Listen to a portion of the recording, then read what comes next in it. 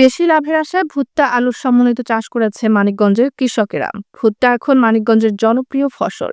কৃষকদের চিন্তা চেতনা এবার একই জমিতে ভুট্টা ও আলু চাষ করে সবাইকে অবাক করে দিয়েছে। এতে এক জমিতে কৃষকরা পাচ্ছেন দুই ফসল। এতে সফলতার মুখ দেখছেন প্রান্তিক কৃষকেরা। মানিকগঞ্জ থেকে সহকর্মী মোহাম্মদ আশরাফুল ইসলামের পাঠানো তথ্যচিত্রে বিস্তারিত প্রতিবেদনে।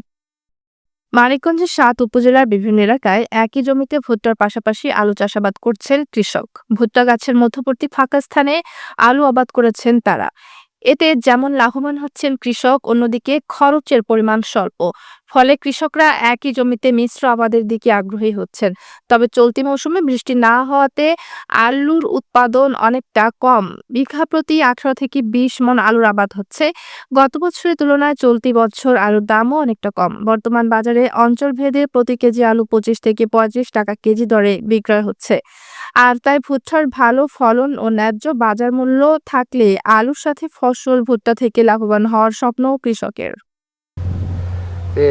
ফলন ভালো হয় নাই, এই দাম তো নাই।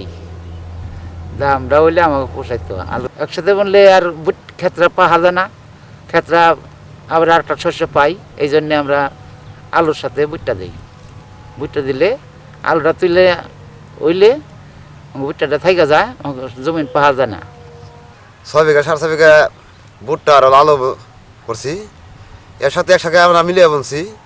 যদি দাম থাকে তাহলে আমরা বাসন, তাছাড়া অর্ধ আমাকে লস হয়ে যাবো। অর্ধি ফলন এবছর অর্ধি ফলন, মানে বৃষ্টি নাই, জল নাই।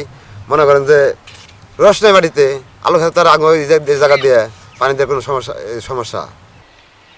আমার বাবা এলো এবার ২ বিঘা ভুট্টার সাথে আলু চাষ করছে।